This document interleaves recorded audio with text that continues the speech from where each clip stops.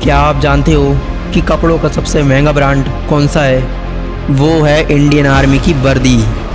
देश के गद्दारों को ऊपर वाला भले ही माफ़ कर दे, लेकिन एक फौजी किसी भी कीमत पे, यहाँ तक कि अपनी जान की कीमत पे भी अपने देश के गद्दारों को माफ़ नहीं करता। करोड़ों कमाने वाले भी इस वर्दी को नहीं कमा सकते। दुनिया के जो बड़े बड़े करोड़पति अरबपति बन के बैठे हैं, जिनको आप टीवी पर सिनेमा में हीरो बने हुए देखते हो, वो भी इस वर्दी के लायक नहीं है, क्योंकि वो वर्दी पैसों से नहीं मिलती, वो पैसों में नहीं बिकती। अगर पैसों में बिकती तो हर कोई पहन के घूमता, हर कोई पहन के घूमता। उस वर्दी को अगर कमाना है तो उसके लायक बनना होगा। एक फौजी बनने के लिए अपनी माँ के साथ बिताए हुए पल और अपने दोस्तों के साथ रहने की खुशी को कुर्बान करना पड़ता है। इस कुर्बानी की हिम्मत जिसमें होती है, वही फौजी बनने के लायक होता है। अगर इस वर्दी को कमाना है ना, तो दुनिया के हर मोहमाया से हटकर तुम्हें सिर्फ फौजी बनने पर ध्यान देना होगा। कितना बड़ा दिल होता है उस माँ का जिसकी बेटी या बेटा डिफेंस में होते हैं। कुछ पंक्तियाँ बोलना चाहूँगा उन नौजवानों के लिए जो आज देश के डिफेंस में होकर देश का गौरव बढ़ा रहे हैं कि ये आग जलती है तो जलने दे, कि ये आग जलती है तो जलने दे। माँ, तू मुझे अब फौजी बनने दे।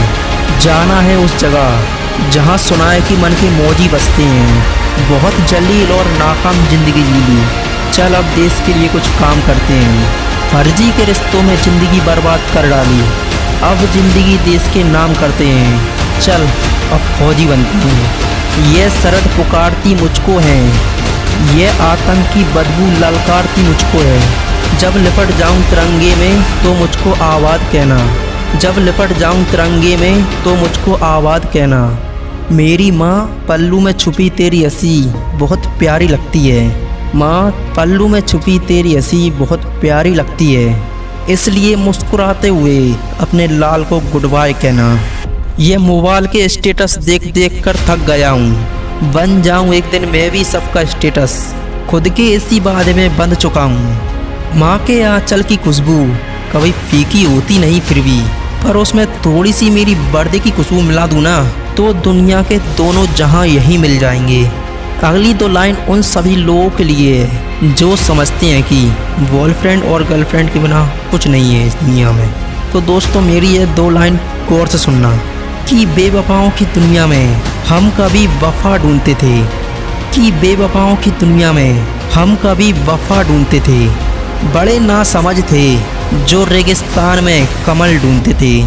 अरे बेवफा, तुम्हारे लिए हम मरने का वादा किया करते थे, लेकिन सुन, इस वर्दी के लिए बार बार पैदा होकर मरने का मन करता है।